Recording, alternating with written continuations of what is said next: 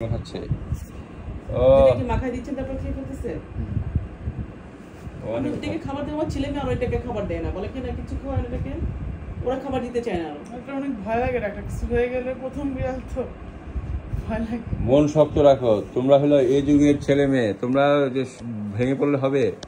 এখন মনে করো আমার ছেলে মেয়ে দুইটা খুব কান্নাকাটি করে এটার জন্য। নসোকোমিয়াল ডিজিজটা মানুষেরও হয় অনেক সময়। আমি একবার এরকম ইয়েতে গেছিলাম, কি বলে সোনারদি হসপিটাল আছে না পুরান ঢাকায়, রোগী দেখতে গেছিলাম।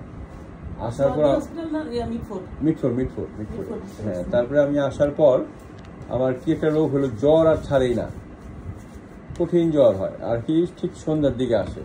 ডাক্তার ভাবলো টাইফয়েড টেস্ট হলো নেগেটিভ। তারপরে ওই এখানে ইয়েতে এক ডাক্তার দেখাইছি, বাংলায় জানি কি, ওই ভদ্রলোক টেস্ট করলো, করে বললো যে আপনার ইন্টারনাল ইনফেকশন হয়ে গেছে, এটা হসপিটাল থেকে ছড়া। রিসেন্টলি সেই কইতেছে রিসেন্ট কোনো হসপিটালে গেছেন? আমি বলছি হ্যাঁ। বলছি কীভাবে হয়েছে? আমি বলছি ওখানে তো সব রুগী দেখে আসছি। বলছি ওখানে কি দর্শনার্থী বেশি ছিল? আমি হ্যাঁ। বলছি যে ওই ওদের কারো কাছে হয়তো ছড়াইছি।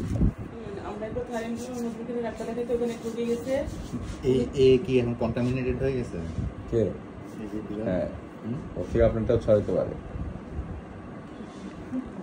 ভয়ের কিছু নাই, আল্লাহ ভরসা, বুঝছেন? এটা না, এটা এই কন্টামিনেশন করার উপায় কি?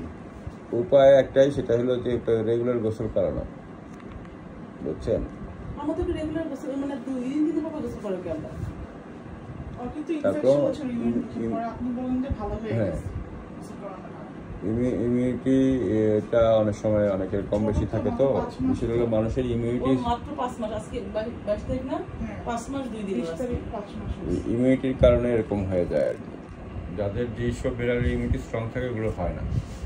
আবার যাদের মানে পার্সেন্টগুলো একটু নাজুক থাকে, তার মধ্যে কারেন্ট ইনফেকশন ছিল, এটা মিল্লা ধরে ফেলছে। অসুবিধা নাই, আল্লাহ ভরসা। আমরা নামাজ পড়ে ওর জন্য দোয়া করব।